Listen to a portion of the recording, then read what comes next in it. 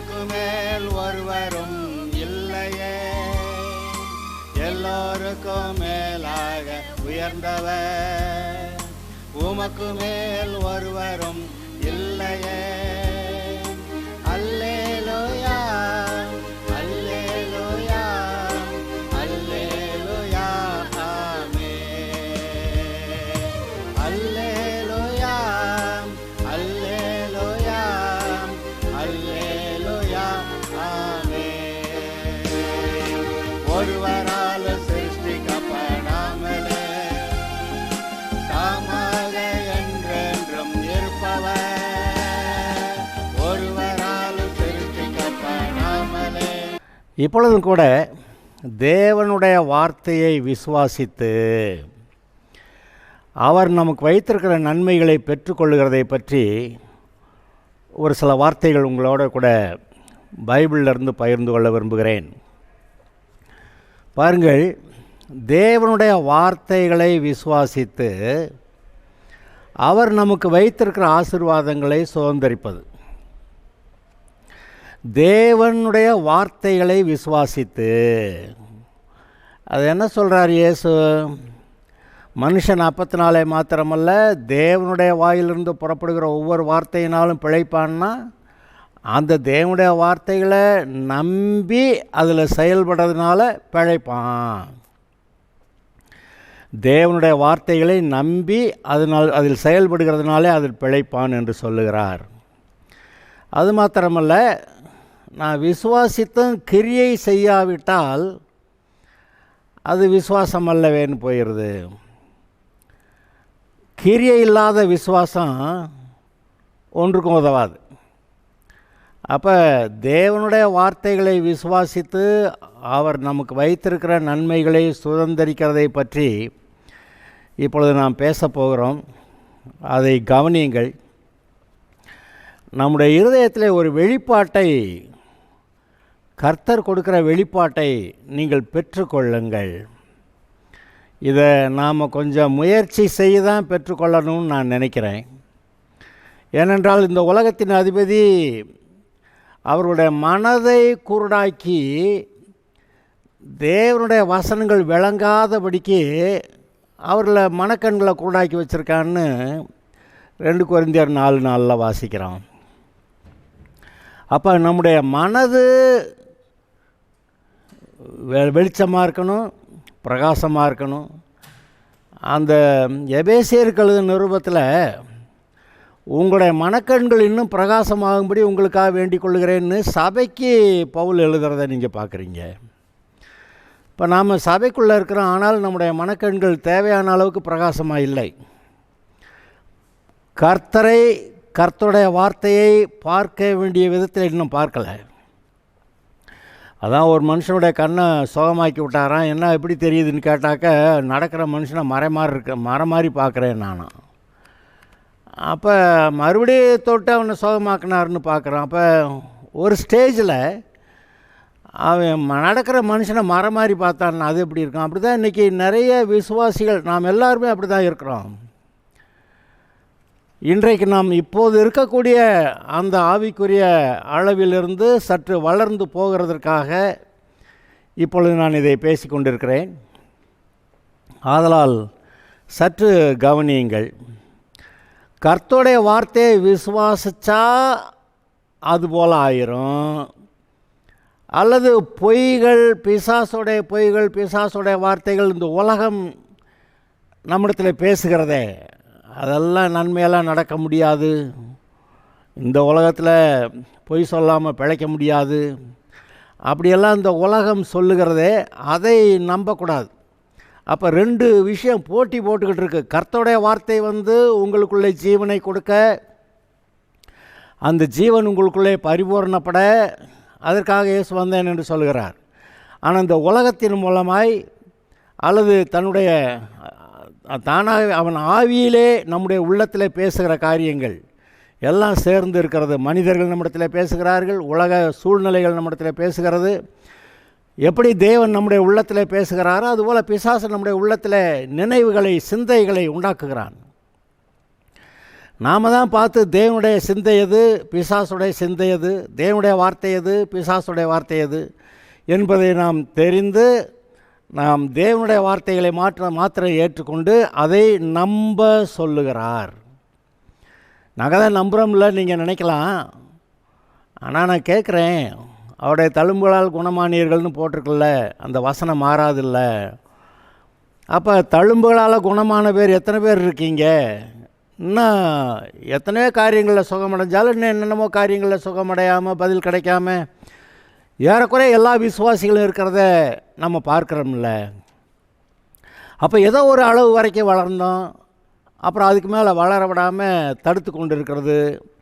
இப்போ எது தடுக்கிறது என்று பார்த்தால் நம்முடைய அவிசுவாசம். அந்த சீஷர்கள்லாம் போய் அந்த பிசாசு பிடிச்ச ஒருத்தன்ட்ட இருந்த அந்த ஒரு சிறு பையன்ட்ட அந்த பிசாசை விரட்டி விடுறதுக்கு பார்த்தாங்க, அது முடியலை. கடைசிக்கு இயேசுநாதர் விரட்டி விட்டார். இப்போ சீஷர்கள் வந்து கேட்குறாங்க, நாங்கள் ஏன் விரட்டி விட முடியாமல் போச்சு அப்படின்னா, அது உங்களோட அவிசுவாசத்தினால தான் அப்படின்னுட்டார். காற்றையும் கடலையும் ஏண்டாப்பா நீங்களே அதட்டி இருக்கலாமே அப்படின்னா சொல்லிவிட்டு சொல்கிறார், நீங்கள் அற்ப விசுவாசிங்க. பேதுரு தண்ணீரில் நடக்கிறேன்னா நடந்துட்டு திடீர்னு காற்றையும் கடலையும் பார்த்து மூழ்க தொடங்கிட்டான். அற்ப விசுவாசிங்கிறாரு. ஆனால் நூற்றுக்கு அதிபதி ஒருத்தனை பற்றி சொல்லும்போது, கானானிய ஸ்திரியை பற்றி சொல்லும்போது உன் விசுவாசம் பெரியது அப்படின்றாரு. அவர்கள் தங்களுடைய விசுவாசத்தின்படி சகலத்தையும் பெற்றுக்கொண்டார்கள். மற்ற யாவருமே 2 குருடர்கள் வருகிறார்கள், இதை செய்ய இந்த கண்களை திறக்க எனக்கு நான் வல்லமை உண்டென்று விசுவாசிக்கிறீர்களா அப்படி கேட்குறாரு. ஆம் என்று சொல்லுகிறார்கள். அப்போ உங்களுடைய விசுவாசத்தின்படி உங்களுக்கு ஆக கடவுதுன்னாரு. அவர் கண்கள் திறந்தது. இப்போ எல்லாமே நம்முடைய விசுவாச அளவின்படி தான் சகலமும் நடக்கிறது. விசுவாசத்தின்படி நடக்கிறது, விசுவாச அளவுக்கு தக்கதாக நடக்கிறது. ரெண்டும் உண்மை. நம்முடைய விசுவாசம் என்ன, ரட்சிக்கப்பட்டிருக்கோமா? ரட்சிக்கப்பட்டாச்சு. ரட்சிக்கப்படலையா? ரட்சிக்கப்படலை. அப்புறம் இந்த அளவுக்கு வரைக்கும் என்னால் வாழ்க்கையில் முன்னேற முடியும், அதுக்கு மேலே முடியாது. அப்போ ஏதோ விசுவாச அளவு ஒரு அளவு இருக்கிறது. இன்றைக்கு இந்த விசுவாசத்திலே சற்று நாம் வளரும்படியாக அது பற்றி சில வார்த்தைகளை எங்களோட கூட பகிர்ந்து கொள்ள விரும்புகிறேன். பாருங்கள், தேவனுடைய வாயிலிருந்து புறப்படுகிற ஒவ்வொரு வார்த்தையினாலும் பிழைப்பான். பைபிளில் எல்லா வாக்கு தத்தங்களும் நம்முடைய நன்மைக்காக எழுதியிருக்கிறது. நம்முடைய வாழ்க்கையில் பிறந்தது முதல் பரலோகம் போய் சேர வரைக்கும் நமக்கு தேவையான ஒவ்வொரு காலகட்டத்திலும் ஒவ்வொரு வயது காலங்களிலும் நமக்கு தேவையான எல்லாவற்றையும் கர்த்தர் கொடுத்திருக்கிறார். அது எல்லாவற்றையும் வாக்குத்தத்த வசனங்கள் மூலமாய் கொடுத்திருக்கிறார். அந்த வசனங்களை விசுவாசித்தா அந்த காரியம் நடந்துருது. ஆக இந்த வாக்குத்தத்த வசனங்களை விசுவாசிக்கிறது நம்முடைய சூழ்நிலைக்கு ஏற்றாப்புல ஒரு வசனம் நம்முடைய உள்ளத்தில் பேசும். பார்த்தீங்களா, நம்முடைய சூழ்நிலைக்கு ஏற்றாற் போல தேவனுடைய வார்த்தை இந்த வாக்கு தத்தங்களிலே ஒன்று நம்முடைய உள்ளத்திலே பேசுகிறது. இப்போ நான் ஒரு எடுத்துக்காட்டு மட்டும் சொல்கிறேன். நம்மில் அநேகர் இன்னும் பலவீனராயும் வியாதி உள்ளவர்களாயும் இருக்கிறோம். இது கர்த்தருக்கு சித்தமா? இல்லை. அப்போ கர்த்தருக்கு சித்தம் எது? நாம் சுகமுள்ளவர்களாய், பலன் உள்ளவர்களாய், தெளிந்த புத்தி உள்ளவர்களாய், கர்த்தருக்கு சாட்சியாக வாழ்ந்து பிசாசுடைய கிரியைகளை அழித்து கர்த்தருக்காக ஆத்மாக்களை ஆதாயம் பண்ணக்கூடிய பலசாலிகளாக இருக்கிறதே கர்த்தர் விரும்புகிறார்.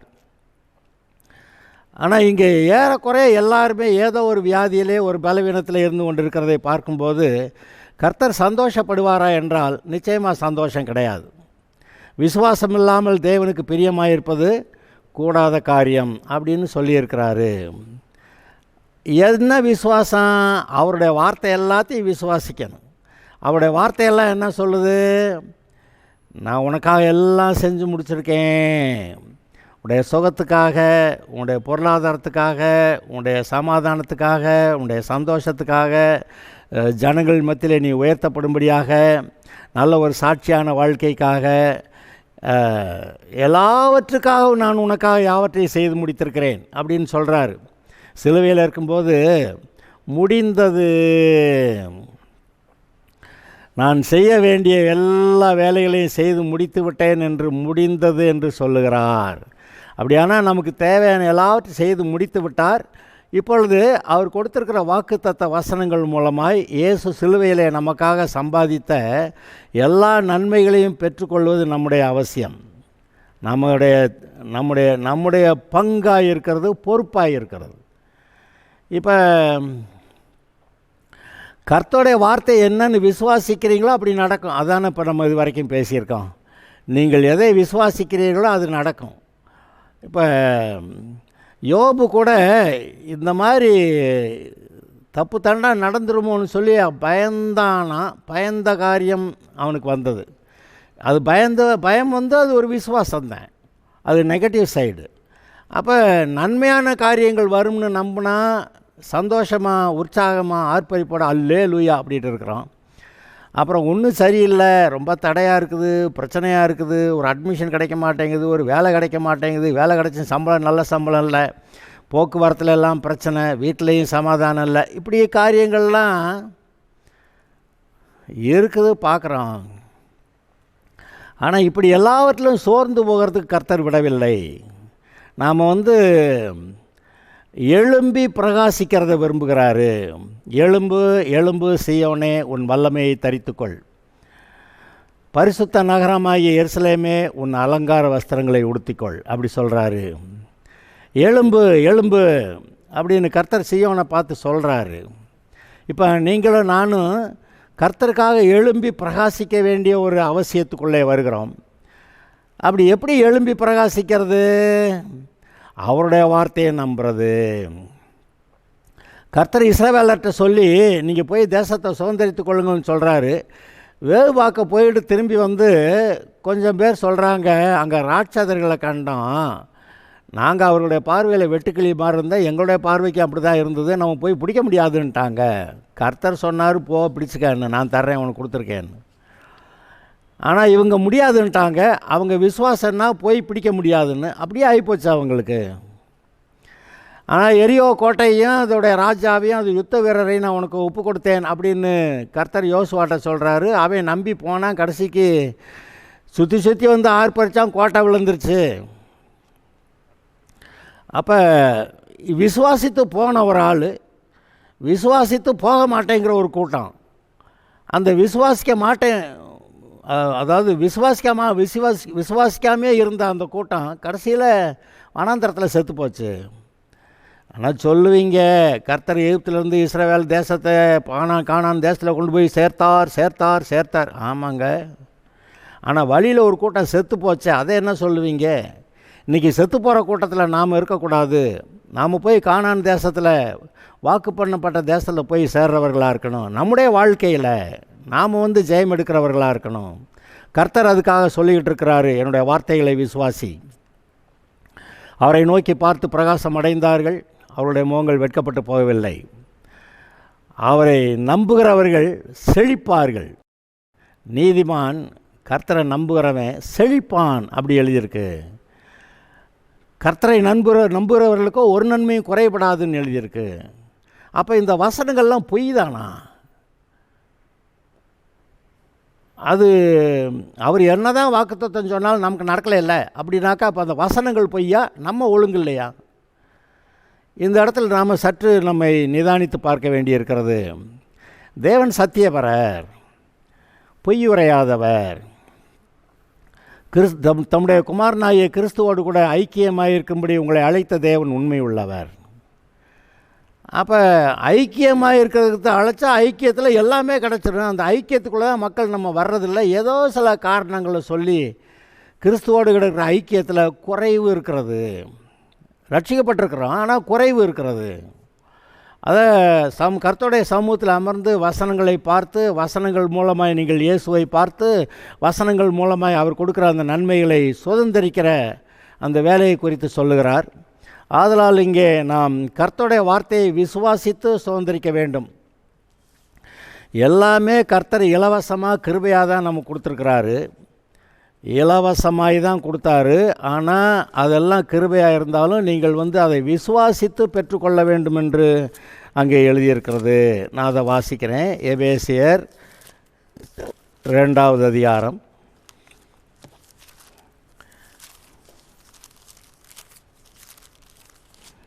எபேசியர் 2வது அதிகாரத்தில் 6வது வசனம் 7வது வசனம் 8வது வசனம் வாசிக்கிறேன்.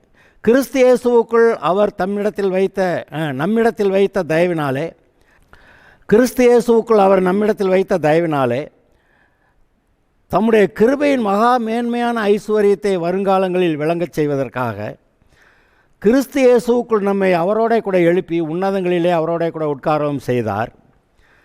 கிருபையினாலே விசுவாசத்தை கொண்டு ரட்சிக்கப்பட்டீர்கள். இது உங்களால் உண்டானதல்ல, இது தேவனுடைய ஈவு. கிருபையினாலே விசுவாசத்தை கொண்டு ரட்சிக்கப்பட்டீர்கள். இது உங்களால் உண்டானதல்ல, இது தேவனுடைய ஈவு. திரும்ப சொல்கிறேன், கிருபையினால் விசுவாசத்தை கொண்டு ரட்சிக்கப்பட்டீர்கள். கிருபைன்னா அவர் எல்லா நன்மையும் உங்களுக்கு இலவசம் எடுத்து வச்சுருக்கிறேங்கிறாரு, சிலுவையில் சம்பாதிச்சு வச்சுருக்கிறேன்றாரு. அதை நீங்கள் விசுவாசத்தால் தான் சுதந்திரிக்க முடியும். கிருபை இருந்து விசுவாசம் இல்லைன்னா ஒன்றும் நடக்காது. அதில் நான் விசுவாசிக்கிறேன்னு சொல்லிட்டு அங்கே கிருபை இல்லைன்னா அதுவும் நடக்காது. அப்போ கிருபை இருக்கணும், அதை விசுவாசத்தினால் எடுத்துக்கணும். நம்ம ரட்சிக்கப்பட்டதுக்கான கிருபை இருந்தது, விசுவாசம் ரட்சிக்கப்பட்டான். இப்போ சுகத்துக்கான கிருபை அங்கே இருக்கிறது, அதை விசுவாசித்து பெற்றுக்கொள் என்று கர்த்தர் சொல்லுகிறார். விசுவாசிக்கலைன்னா ஒன்றும் நடக்காது. அது என்ன அப்படி சொல்லிட்டீங்க அப்படின்னா, பவுல் கூட தன்னுடைய சரீரத்தில் இருக்கிற முள் நீங்கும்படி போய் 3 தடவை ஜெபம் பண்ணானா. அவர் என்ன சொல்லிட்டாராம், என்னுடைய கிருபை உனக்கு போதும்னு சொன்னாராம். அதாவது கிருபை ஏற்கனவே இருக்குது, அதை விசுவாசித்து அந்த முள்ளிலிருந்து விடுதலை ஆகிறதுக்கு கிருபை அங்கே இருக்குது. ஆனால் இவனுக்கு அதை எல்லோரும் ஒரு அளவு வளர்ந்துட்டு அதுக்கு மேலே முடியாமல் விடுறது இருக்கு இல்லையா. இப்போ எம்ஏ வரைக்கும் முடிச்சுட்டு ரிசர்ச் போகலை, அல்லது பிஏ முடிச்சுட்டு எம்ஏ போகலை, அல்லது 12th முடிச்சுட்டு பிஏ போகலை, இது டிகிரி போகலை, அப்படியெல்லாம் சில இது இருக்கிற போது ஒவ்வொருத்தருக்கும் ஒவ்வொரு லெவலில் போராட்டங்கள் அதிகமாக இருக்குது. அதுபோல் பவுலுக்கு அவனுக்கு கிடைத்த வெளிப்பாட்டு நிமித்தம் ஒரு பெரிதான போராட்டம் இருந்தது. அந்த சரீரத்தில் பெரிய முள்ளாய் இருந்தது. அது அவனை குட்டுகிற சாத்தானுடைய தூதனாக இருந்தது. அதை போக்குறதுக்காக 3 தடவை ஜெபம் பண்ணானா. அது ஜெபத்துக்காக பதில் கொடுத்து அந்த முள்ளை நீக்கெல்லாம் செய்யலை கர்த்தர். அவர் என்ன செஞ்சிட்டாரு, என் கிருபை உனக்கு போதும் அப்படின்ட்டார். நம்ம என்ன நினச்சிடறோம், உடனே அதுக்கு மேலே உனக்கு கிடைக்காதுப்பா அப்படின்னு அவர் சொல்லிட்டதாக நம்ம நினைக்கிறோம். ஆனால் உண்மையிலேயே அந்த முள்ளிலிருந்து அந்த பிசாசு குட்டுகிற சாத்தானுடைய தூதனாக இருக்கான அவனுடைய பிடியிருந்து விடுதலையாக அவனை துரத்த, அவனை மேற்கொள்ள, அவனிடத்தில் அவனை ஜெயிக்க கர்த்தர் கிருபை கொடுத்துருக்கிறார். நாம் அப்படி புரிஞ்சுக்கிறாம இல்லை அதுக்கு மேலே கொடுக்க மாட்டேன்ட்டார்ன்றது மாதிரி நினச்சிக்கிறோம். ஆனால் அவர் கிருபையினாலே எல்லாவற்றையும் கொடுத்துருக்கிறார். கிருபையினாலே நீங்கள் இயேசுவை போல மாறுகிறதற்கான அந்த காரியங்களை கொடுத்துருக்கிறார். இயேசுவை போலன்னா அப்புறம் இயேசுவுக்கு முன்னாடி எந்த பிசாசு நிற்கும்? என் நாமத்தினாலே பிசாசுகளை துரத்துவீர்கள்னார். அவருடைய பேரை சொன்னால் எல்லா பிசாசும் ஓடுதுன்றார். ஆனால் நம்ம என்ன சொல்கிறோம், ஓட மாட்டேங்குதுன்றோம். அப்போ அவர் ஓடுங்கிறாரு, நம்ம ஓட மாட்டேங்குதுன்றோம். இது இந்த லடாய் பார்த்திங்களா? இங்கே நாம் கர்த்தருடைய வார்த்தையை விசுவாசித்து அவருடைய நன்மைகளை சுதந்திரிக்க வேண்டும். இப்போ நான் சொல்கிறேன், அந்த விசுவாசித்துங்கிறதுக்கு அர்த்தம் சொல்கிறேன். விசுவாசம்னு என்ன? தேவனுடைய வாக்குத்தத்த வசனங்களை நம்புறது விசுவாசம். அவர் சொல்கிற மாதிரி நம்ப முடியலைங்கிறது அது அவிசுவாசம். கர்த்தருடைய வார்த்தையை நம்பிட்டோம்னா அது விசுவாசம். அது நம்ப முடியலைங்க, அது நம்புகிற அளவுக்கு அது அப்படி இல்லைங்க, எங்களால் அந்த வார்த்தையை நம்ப முடியலைங்க. இப்போ இந்த அவருடைய தழும்புகளால் குணமானியர்கள்ங்கிறத நம்ப முடியாமல் தானே என்ன வியாதியாக இருக்கும். இதை எல்லோரும் நீங்கள் ரியலைஸ் பண்ணணுங்கிறதுக்காக இதை நான் சாதாரண எடுத்துக்காட்டில் சொல்கிறேன். எனக்கும் போராட்டங்கள் உண்டு. நான் அப்படி விசுவாசித்து தான் பெற்றுக்கொள்ளணும்னு கர்த்தர் சொல்கிறாரு. விசுவாசித்தா பெற்றுக்கொள்ளுவோம், விசுவாசிக்கலைன்னா அந்த லெவலில் அப்படியே இருந்து பரலோகம் போய் சேருவோம். ஆனால் கர்த்தர் அதை விரும்புகிறாரா? விசுவாசம் இல்லாமல் தேவனுக்கு பிரியமாயிருப்பது கூடாத காரியம் அப்படி சொல்கிறாரு. ஏன் அப்படி சொல்கிறாரு? நீ விசுவாசித்தா அநேக நன்மைகளை சுதந்திரிப்பாய், நீ நல்லா இருப்ப, பிசாசை ஜெயிக்கிறது கர்த்தருக்கு சந்தோஷம், நீ பிசாசை ஜெயிக்கிறது கர்த்தருக்கு சந்தோஷம். அதனால் நீ விசுவாசா நீ ஜெயிக்கலாம் அப்படிங்கிறாரு. அப்போ அவர் சொல்கிறார், என் நாமத்தினாலே பிசாசுகளை துரத்துவார்கள் அப்படின்னா, நான் போய் துரத்த போனேன் போக மாட்டேங்குது அப்படின்னா, அங்கே நேர ஆப்போசிட்டாக நம்ம பேசுகிறோம். அது கர்த்தரை கனம் பண்ணுகிற ஒரு காரியமா? இப்போ இயேசு சொல்கிறாரு, நான் உனக்கு கட்டவும் அழுக்கும் அதிகாரம் கொடுக்குறேன், இதோ பரலோகராஜ்யத்தின் திறவுகோள்களை நான் உனக்கு கொடுக்குறேன், நீ பூமியில் கட்டுவது எதுவோ அது பரலோகத்தில் கட்டப்பட்டிருக்கும், நீ பூமியில் கட்டவிழ்க்கிறது எதுவோ அது பரலோகத்தில் கட்டவிழ்க்கப்பட்டிருக்கும் அப்படின்றாரு. நம்ம கட்ட அவிழ்க்க நமக்கு அதிகாரம் இருக்குன்னா நம்ம ஒன்றையும் கட்டவும் முடியல அவுக்கவும் முடியலன்னா வசனத்தை நம்பவில்லை. சிலர் சொல்லிடுறாங்க, அந்த சாவியை திறவுகோலை பேதுருட்ட கொடுத்துட்டாருங்க, நம்மக்கிட்ட இல்லைன்றாங்க. இந்த கொடுமை என்ன செய்ய? பேதுருட்ட கொடுத்தா நம்மக்கிட்ட ஏன் சொல்லணும்? அவர் பேதுருட்ட தான் பேசினார். ஆனால் சபைக்கு ஒரு அங்கமாக இருக்கிற ஒரு மனுஷன்ட்ட பேசியிருந்தார். அந்த தலைமுறையில் அவன் இருந்தான். அவன் மட்டும் இல்லை, கூட இருந்த எல்லா சீஷர்களுக்கும், எல்லாம் ரட்சிக்கப்பட்ட எல்லாருக்கும், இன்றைக்கு ரட்சிக்கப்பட்டிருக்கிற எல்லாருக்கும் அந்த அதிகாரம் கொடுக்கப்பட்டிருக்கிறது. உடனே ஆதாமுக்கு தான் அதிகாரம் கொடுத்தாரு, எங்களுக்கு இல்லைன்னு சொல்லக்கூடாது. ஆதாம் தேவனுடைய சார்பாக பூமியை ஆண்டு கொள்ளக்கூடிய அதிகாரம் இருந்ததே.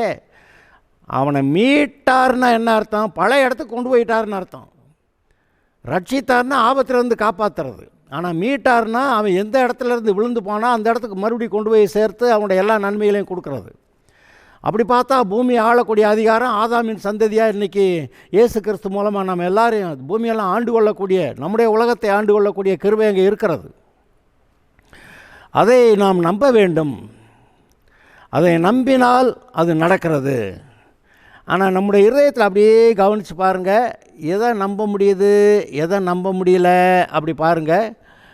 நம்ப முடியலங்கிறது ஈஸி, நம்புகிறேன் ஆனால் எனக்கு முடியலை. இந்த ஒருத்தன் சொன்னான்ல, விசுவாசிக்கிறேன் ஆண்டவரே, ஆகிலும் என்னுடைய அவிசுவாசம் நீங்கள் எனக்கு உதவி செய்யும் அப்படின்னு கேட்டான். அப்போ அங்கே ஒரு பெரிய போராட்டம் இருக்கிறத நீங்கள் அதில் பார்க்குறீங்க.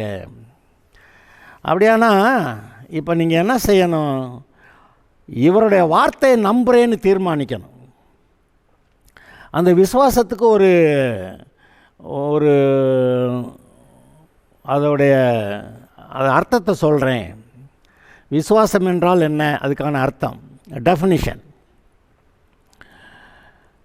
தேவனுடைய வார்த்தை, in spite of contrary evidences, that is believing God's word in spite of contrary evidences and circumstances.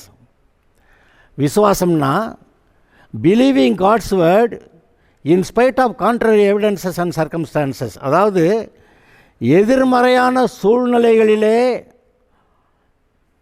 Evidences and circumstances, அங்கே கர்த்தருடைய வார்த்தையின்படி நடக்க அங்கே வாய்ப்பே இல்லைங்கிற அப்பேற்பட்ட இடத்துல சூழ்நிலையில் கர்த்தருடைய வார்த்தையின்படியே நடக்கும் என்று நம்புவதே விசுவாசம் என்று சொல்லப்படுகிறது. ஏன்னா இப்போ நம்ம சூழ்நிலைகள் எரியோ கோட்டை அடைச்சிருக்கு, செங்கடல் அங்கே இருக்குது, யோர்தான் நதி இருக்குது, என்ன பண்ணுறது? ஆனால் இந்த சூழ்நிலைகளெல்லாம் உன்னால் ஒன்றும் செய்ய முடியாது, நீ அவுட்டு அப்படி சொல்லுது. அப்போ இந்த சூழ்நிலைகள் எதிர்மறையாக இருந்தாலும் விரோதமாக இருந்தாலும் தேவனுடைய வார்த்தையின்படி நடக்கும் என்று நம்புவதே விசுவாசங்கிறார். பிலீவிங் காட்ஸ் வேர்ட், தேவனுடைய வார்த்தையை நம்புறது, in spite of contrary evidences and circumstances. எவ்வளோ எதிர்மறையான சூழ்நிலைகள் இருந்தாலும், சூழ்நிலைகள் நமக்கு விரோதமாக இருந்தாலும் கர்த்தருடைய வார்த்தையின்படி நடக்கும் என்று நம்புவதே விசுவாசம் என்று சொல்லப்படுகிறது. அப்போ இன்றைக்கு நம்முடைய சூழ்நிலையில் இருக்கிற வியாதி, பலவீனம், வயிற்ற வலிக்குது, கை கால் வலிக்குது, கண் வலிக்குது, ஏதோ ஒன்று, சரி மருந்தெல்லாம் போய் போட்டுக்கிறான், ரைட்டு. ஆனால் அப்படி மருந்தை போட்டே ஓட்டிக்கிட்டு இருந்தால் அது சரியில்லை. அப்போ மருந்து போட்டு சுகமாகிறது சரின்னு நினைக்கிறோம். அப்போ அவருடைய வார்த்தையினால் சுகமாகிறத ஏன் நம்ம எடுக்கக்கூடாது? அதுதான் பெர்மனெண்ட்டு. அவருடைய வார்த்தையினால் சுகமாகிறது தான் பெர்மனெண்ட்டு, நிரந்தரமானது. அப்படியான அவருடைய வார்த்தையினால் சுகமாக முயற்சி பண்ணணும். உடனே வயிற்று வலிக்குன்னா ஆஸ்பத்திரியில் போய் டாக்டர் மருந்து வாங்கிட்டு வந்துட்டு ஓகே சரியாக போச்சு, அல்லேலூயா ஸ்தோத்திரம், இது மருந்துனால. ஆனால் கர்த்தருடைய வார்த்தையினாலே அவர் சம்பாதித்த அந்த சுகம், பலன், ஆரோக்கியம், அது எல்லாவற்றையும் நாம் பெற்றுக்கொள்ளாமல் போதும்னு இப்படியே போகிறது, உலகத்தார் மாதிரியே போகிறது. அது பேர் விசுவாசி தான் ரட்சிக்கப்பட்டிருக்கிறோம், பரலோகம் போயிடுவோம். ஆனால் அவர் இந்த பூமியில் நமக்கு வைத்திருக்கிற ஆசீர்வாதங்களை சுதந்திரிக்காமையே அப்படியே போய் பரலோகம் போயிடுறது, அப்படியே பரலோகம் போயிடலாங்க அப்படின்ட்டு போகிறது. போகலாம், நான் அதை குறை சொல்லவில்லை. ஆனால் நீங்கள் தீர்மானித்தால் உங்களுக்கு கர்த்தர் கொடுக்கிற வாக்குத்தத்த வசனங்களை நீங்கள் நம்பலாம், விசுவாசிக்கலாம். அந்த வார்த்தையின் மூலமாக நீங்கள் சுகத்தை பெறலாம், அந்த வார்த்தையினாலே சமாதானத்தை பெறலாம், அந்த வார்த்தையினாலே தேவனுடைய சந்தோஷத்தை பெறலாம், அந்த வார்த்தையினாலே குடும்ப ஆசீர்வாதங்களை பெறலாம், அந்த வார்த்தையினாலே பிள்ளைகள் ஆசீர்வதிக்கப்பட்டிருப்பார்கள், அந்த வார்த்தையினாலே இந்த சமுதாயத்தில் நீங்கள் உயர்ந்திருப்பீர்கள். அது எல்லாத்துக்கும் பைபிளில் வசனம் இருக்கா இல்லையா? இந்த வார்த்தையை நம்பினா சொல்லப்படுகிற ஆசீர்வாதங்கள்லாம் உண்மையால் உனக்கு பலிக்கும். போகையிலே வருகையிலே ஆசீர்வதிக்கப்பட்டிருப்ப, வீட்டிலேயும் வெளியிலேயும் ஆசீர்வதிக்கப்பட்டிருக்க. சத்துருக்கள் ஒரு வழி வந்து ஏறு வழியாக ஓடி போவாங்க. கர்த்தருடைய நாமம் உனக்கு தரிக்கப்பட்டதுனால ஜனங்களெல்லாம் உங்களுக்கு பயப்படுவாங்க. நீ கடன் வாங்கிறதில்ல, நீ அநேக ஜாதிகளுக்கு கடன் கொடுப்ப, நீ வாளாகாமல் தலையாவ, கீழாகாமல் மேலாவ. கர்த்தருடைய நாமம் உனக்கு தரிக்கப்பட்டதுனால் பூமியின் ஜனங்கள் உன்னை கண்டு பயப்படுவார்கள். அப்படி எழுதியிருக்கேன். கடன் வாங்கிறதில்ல, கடன் கொடுப்பேன்னு எழுதியிருக்கேன். இதெல்லாம் அப்போ பொய்யா? இதை நம்பலாமா வேண்டாமா? ஒரு தீர்மானத்தை நம்ம எடுக்கணும். கர்த்தர் நம்மோட கூட இருக்கிறாரு, நமக்காக தான் அதெல்லாம் செஞ்சார். நம்ம நிறையா சம்பாதிச்சு வச்சு நம்மளால் அனுபவிக்க முடியலன்னு என்ன சொல்கிறேன்? இப்போ நம்ம அப்பா அம்மா நமக்கு நிறையா சம்பாதிச்சு வச்சாங்க, அதை நம்ம அனுபவிக்காமல் விட்டுவிட்டு எவனை வந்து அதை அனுபவிச்சுக்கிட்டு இருந்தான்னா அது சந்தோஷமானதா? இப்போ தேவன் நமக்காக எல்லாவற்றையும் சம்பாதித்து வச்சுருக்க, பிசாசெல்லாம் சுருட்டி கொண்டு போய் எங்கேயாவது ஒழிச்சு வச்சுருந்தா அப்போ அந்த நன்மையை நீங்கள் சுதந்திரிக்காமல் இருந்தால் கர்த்தருக்கு சந்தோஷமா? அதனால தான் சொல்கிறாரு, விசுவாசம் இல்லாமல் தேவனுக்கு பிரியமாக இருப்பது கூடாத காரியம்னு. இப்போ ஒரு தீர்மானம் எடுக்கலாமா? நான் கர்த்தருடைய வார்த்தையை விசுவாசிக்க தீர்மானிக்கிறேன். In spite of contrary evidences and circumstances. எவ்வளோ எதிர்மறையான சூழ்நிலைகள் இருந்தாலும் சரி, அந்த எவ்வளோ எதிர்ப்புகள் இருந்தாலும் சரி, கர்த்தருடைய வார்த்தையின்படியே நடக்கும் என்று நான் நம்புகிறேன் அப்படின்னு சொல்ல தீர்மானிக்கலாமா? இப்போ நான் சாதாரண எடுத்துக்காட்டு சொல்கிறேன். அவருடைய தழும்புகளால் குணமானேன். அவர் நம்முடைய வியாதிகளை தருத்தரத்தை எல்லாம் சுமந்தார்னு எழுதியிருக்கு. அவருடைய தழும்புகளால் குணம் ஆகிறோம்னு பழைய ஏற்பாட்டில், அவருடைய தழும்புகளால் குணம் ஆனோம்னு சொல்லி புதிய ஏற்பாட்டில் அங்கே எழுதியிருக்கிறாரு. அப்போ அவருடைய தழும்புகள் தான் நாம் சுகமாகறதுக்காக கர்த்தர் கொடுத்தது. அவர் உன்னை அப்பத்தையும் தண்ணீரையும் ஆசீர்வதிப்பார், வியாதியை உன்னை விட்டு விலக்குவார், ஆயுசு நாட்களை பூர்ணப்படுத்துவார் அப்படி சொல்லியிருக்குது. கர்த்தர் உன் அக்கிரமத்தெல்லாம் மன்னித்து உன் நோய்களையெல்லாம் குணமாக்கி உன் பிராணனை அழிவுக்கு விலக்கி மீட்டு கிருபையினால் இரக்கங்களால் முடிசூட்டி நன்மையினால் உன் வாயை திருப்தியாக்குகிறார். கழுவுக்கு சமானமாய் திரும்ப உன் வயது வாழ வயது போலாகிறது. அப்படி தானே எழுதியிருக்கு. இதை நம்பினா அது நடக்கும். அதை நம்ப சொல்கிறாரு. நம்புகிறேன்னு சொல்கிறான், ஆனால் இருதயத்துக்குள்ளே அந்த விசுவாசம் அங்கே இல்லாமல் இருக்குது. பார்த்தீங்களா? அதை நம்ம பார்த்து இப்போ சரி பண்ணணும். அதை சரி பண்ணலாம். கர்த்தர் உங்களோட கூட இருக்கிறாரு. விசுவாசத்தை துவக்குகிறவரும் அதை பூர்ணப்படுத்துகிறவரும் உங்களோட தான் இருக்கிறாரு. விசுவாசத்தை ஏதோ ஒரு வார்த்தையை சொன்னார், விசுவாசம் ஆரம்பிச்சிச்சு. திரும்ப திரும்ப என்னத்தையோ சொல்கிறாரு, விசுவாசம் வளருது. அதை வளர்ந்து பூரணமாக்கணும். நாம் அதுக்கு இடம் கொடுப்போம், காரியம் நடக்கும். நீங்கள் நல்லா இருப்பீங்க, கர்த்தர் சந்தோஷப்படுவார். Okay, God bless you. கர்த்தர் செய்ய நினைத்தது தடைப்படாது. என் தேவன் என்னை ஆசீர்வதித்தால் தடுப்பது யாரு? கர்த்தர் செய்ய நினைத்தது அது தடைப்படாது. என் தேவன் என்னை ஆசீர்வதித்தால் தடுப்பது யாரு? என் தேவனால் உயருவே, என் தேவனால் உயருவே, என் தேவனால் பெருகுவே. நிச்சயம் நடக்கும், நிச்சயம் நடக்கும். சுற்றியுள்ள கண்கள் அதை பார்க்கும். என் கர்த்தர் செய்ய நினைத்தது அது தடைபடாது. என் தேவன் என்னை ஆசீர்வதித்தால் தடுப்பது யாரு?